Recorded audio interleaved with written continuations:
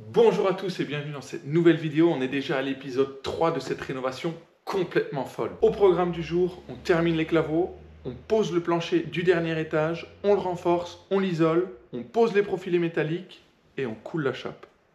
Et ça va pas être de tout repos. Et tout de suite, on commence dans les problèmes. On a un écart entre nos poutrins un tout petit peu trop serré, donc on est obligé de disquer tous nos blocs.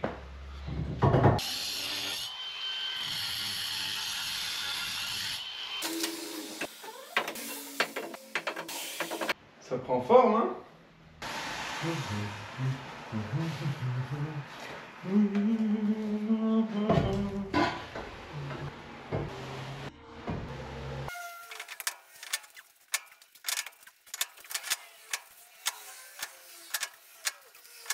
C'était le dernier bloc. Allez, on est parti, on attaque le plancher du dernier étage. Bon, pour ça, c'est simple, j'ai été chercher des plaques OSB. J'en ai eu pour environ 200-250 €. Maintenant, je suis venu les monter jusque tout en haut et je vais commencer à les poser. C'est qui a commencé à l'envers? C'est Bibi. Bon, les gars, heureusement, je m'en rends compte maintenant. Je vous explique. Donc, on va avoir l'escalier qui monte ici. Mais ici, il faut une partie de plancher aussi. Si je coupais mes planches là, on allait avoir Un double morceau, ça, c'est pas bon du tout. Donc, ce que je vais faire, c'est que je vais la dévisser et je vais commencer de l'autre côté. donc là-bas.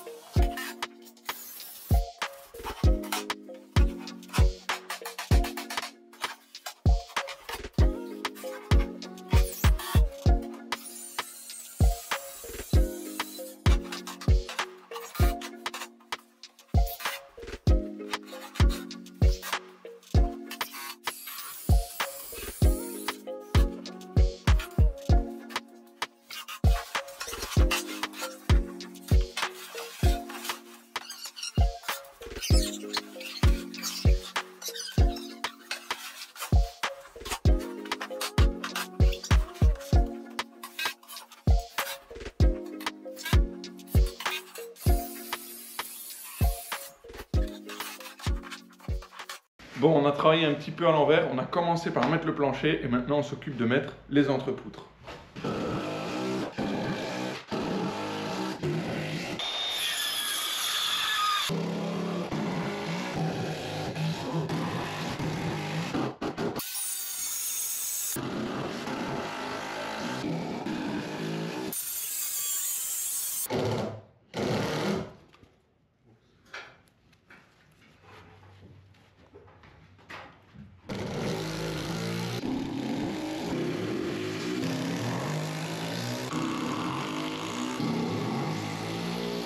Bon, à quoi il sert ce chaînage? C'est super simple, il sert à unir toutes les poutres ensemble pour résister au poids encore mieux.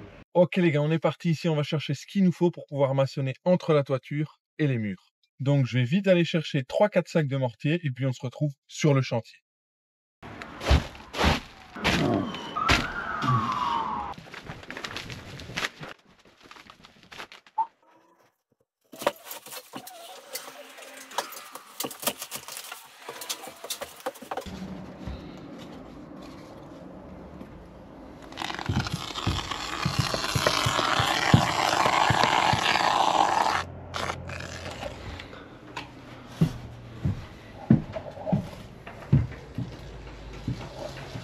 Bon, comme vous le voyez, on a quand même des fameux trous à devoir combler. Donc notre stratégie, c'est de mettre quoi? De la frigolite. Et ensuite, on vient bien renforcer le tout. Enfin, bien renforcer le tout. Bien combler le tout plutôt avec de la mousse PU. Plus de la maçonnerie par après. Je pense qu'on ne peut pas faire mieux.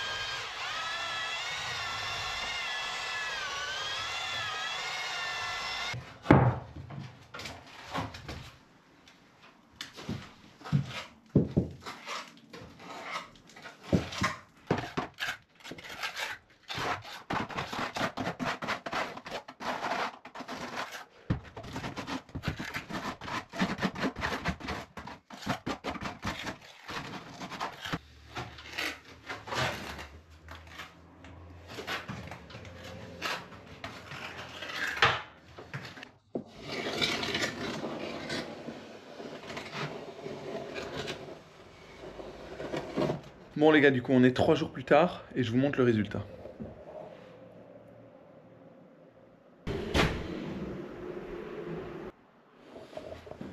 Vous voyez, on est venu tout mousser ici en dessous. Ce qui fait que maintenant tout est bien et nickel isolé, il n'y a plus rien qui rentre dans la maison et ça fait du bien. Bon, sur ce, on redescend d'un étage et on va s'occuper de l'isolation de tout notre plancher. Vous allez me dire, mais pourquoi tu veux isoler entre les étages alors que tu as déjà 14 cm sur ta toiture? La réponse, elle est toute simple, c'est simplement dans un souci d'insonorisation. J'ai pas envie que quand les gens marchent sur ce plancher, on entende plein de bruit. Donc on est parti, on se retrouve en bas pour tout poser.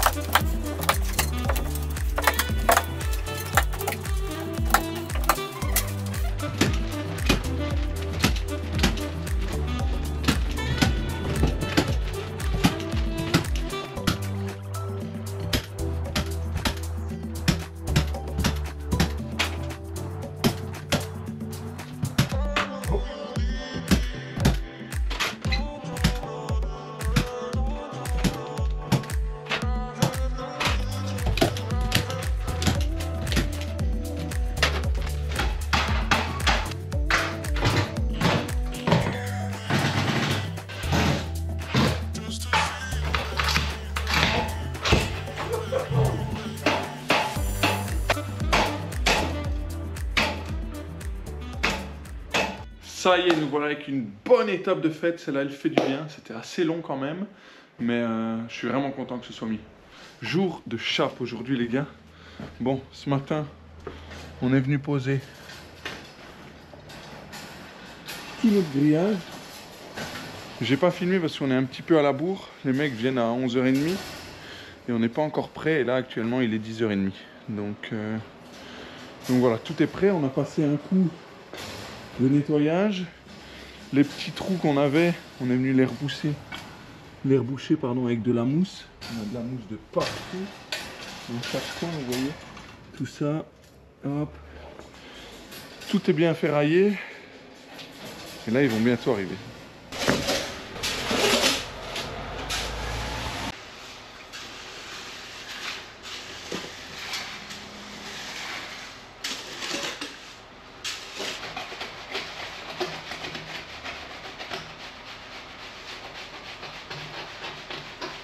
Ça va?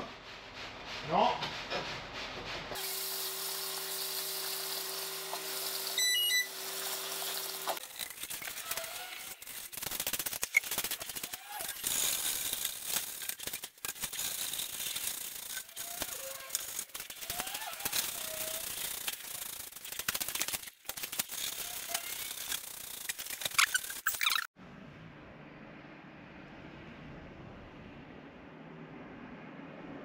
Ça y est les gars, tout est lissé, c'est nickel. On n'a plus qu'à laisser sécher le tout pendant plus ou moins, allez, un jour et demi pour pouvoir remarcher dessus.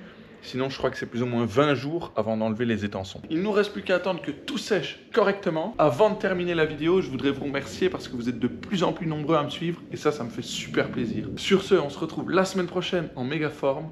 Ciao!